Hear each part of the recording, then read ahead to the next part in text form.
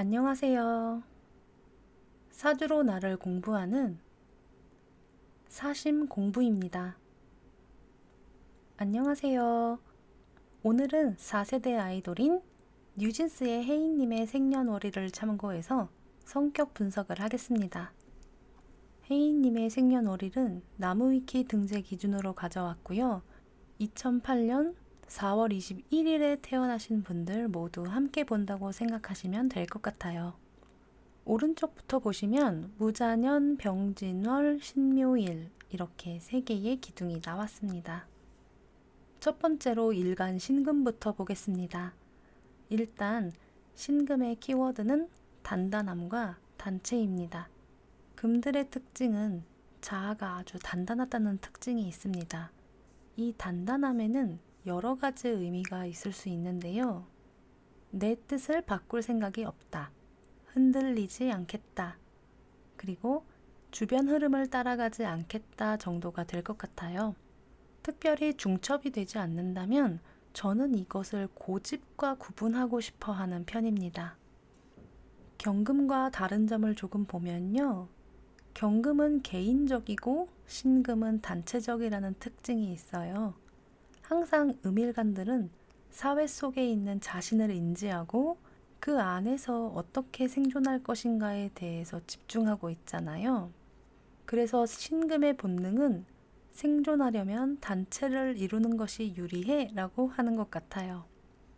여기까지는 아주 합리적인 선택이라고 생각합니다. 제 일간 분석 영상에서 제가 처음에 선생님께 배웠던 겁재에 대한 설명 들으시고 오해를 하는 분들이 계시더라고요. 한 번만 더 강조할게요. 제가 배울 때 그런 내용을 배웠다는 뜻이고요. 저는 그 내용이 합리적이지 않다고 느껴서 저만의 연구로 이 단체주의란 내용만 머릿속에 남겼어요. 자, 그럼 왜 신금한테 겁재라는 오해가 생겼는지 볼게요. 저는 모든 성분에 음양이 있듯이 장단점이 있다고 생각합니다. 우리 신금은 생존하기 위해서 각 개인들을 모아 단체를 이루었어요. 그런데 옆에 다른 단체가 또 있는 거예요. 뭐 여기까지는 신금도 인정할 것 같아요. 그러나 만약에 저 상대 단체가 우리 단체의 생존을 위협한다면 이건 용납할 수 없을 거예요. 이럴 경우에 신금은 절대로 상대 단체를 용납하지 않습니다. 여기서부터 상대 단체는 적으로 간주하는 거예요. 모드가 바뀌는 것처럼요. 이제 우리가 살아남든지 적이 살아남든지 선택지는 둘 중에 하나뿐이에요. 여기까지는 신금의 이야기고요. 이걸 한 명의 개인에 이입해 보세요. 단체를 이루기 좋아하는 성격이고요. 마음에 맞는 단체를 이루면 그 단체의 생명력과 나를 동일시하는 면도 생겨요.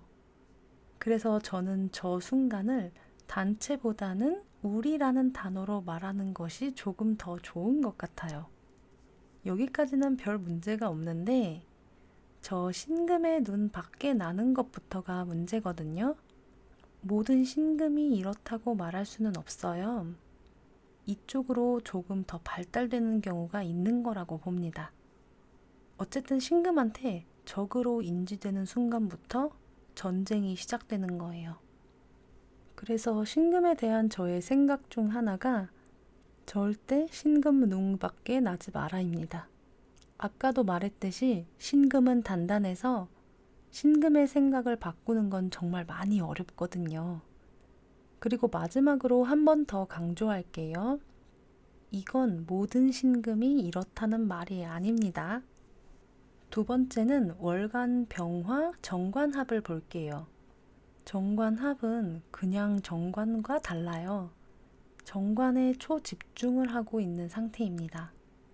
그래서 자신이 만든 틀이나 법칙이 강해지고요. 이런 성격 때문에 실제로 루틴 만드는 걸 좋아하는 걸로 발현이 되기도 하더라고요.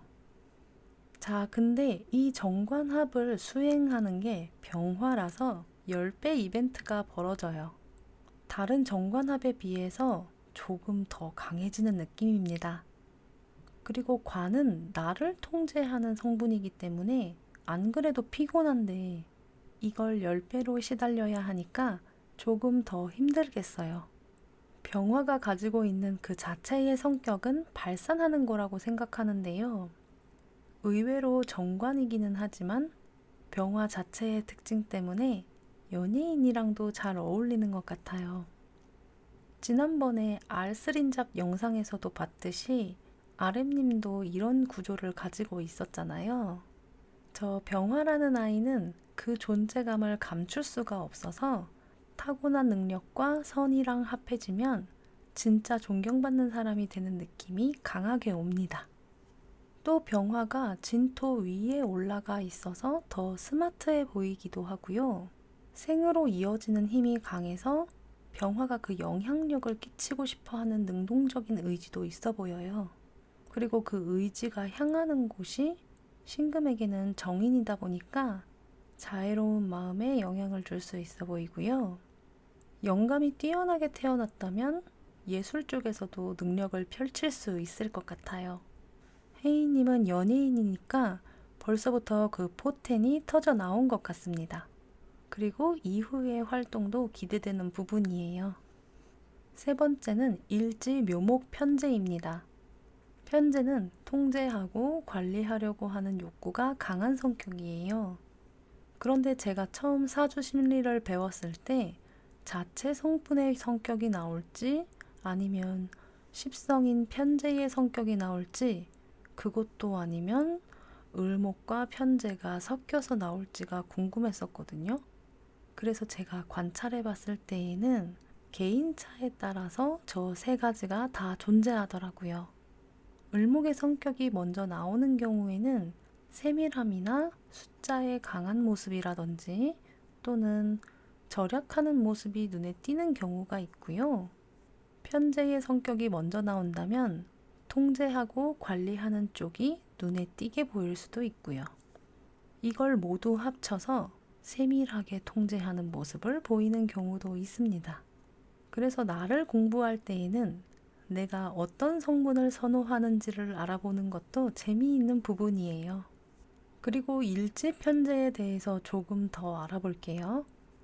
제가 처음에 일지 편재를 배울 때 선생님께서 해주신 말씀 중에 기억에 남은 설명이 있어요. 일지 편재는 다이어트를 잘한다거든요. 그러니까 이 편재라는 성분이 그런 거예요. 남의 사정보다 내 위주로 판단하고 결정하고 실행하는 느낌이죠. 편재 자체는 빠르고 시원시원한 것이 매력이거든요. 그래서 사업가의 필수 성분으로 배우기도 했고요. 그런데 편재는 이타심이 결여될 확률이 매우 높아요. 저 통제라는 말을 가장 현실 친화적으로 풀어보면 내 마음대로 하겠다라는 것 같거든요.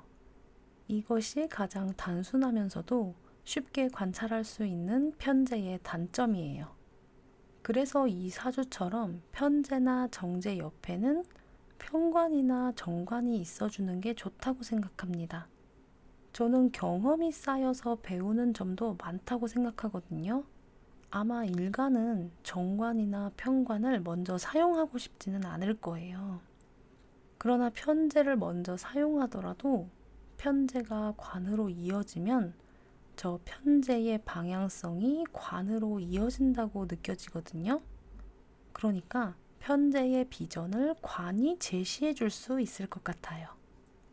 사실 이 사주는 정관합을 가지고 있어서 아마 정관합을 아주 많이 사용할 거기 때문에 조금 다른 이야기일 수 있긴 하지만요. 그런데 신기한 게 혜인님 사주도 제가 관을 생하고 관이 인을 생하는 흐름이 살짝 있네요. 이렇게 생으로 흐름이 만들어지는 게 쉽지 않은데 자주 나와서 다 이렇게 흐름이 있는 것처럼 보일까봐 걱정이에요. 이거 정말 자주 나오는 거 아니거든요. 오늘은 시간을 따로 정해보지는 않았어요. 일단 정해진 세 개의 기둥 안에서 작은 흐름이 있는데 여기에 식신을 넣어서 흐름을 만들자니 정인이나 편인이 가까이 없어요. 흐름의 꽃은 정인과 편인에서 들어오는 생의 힘이라고 생각하거든요. 그렇다고 정인이나 편인을 넣기엔 일지에 편제가 있어서 충돌이 날까봐 또 망설여지더라고요. 그래서 제 실력으로는 좋은 시간을 뽑을 자신이 없어서 그냥 비워둔 채로 성격 분석을 해보았습니다. 오늘 영상은 여기까지고요.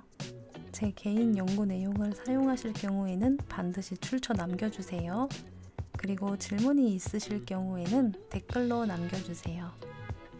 그럼 영상 끝까지 봐주셔서 감사합니다. 우리 자주 만나요.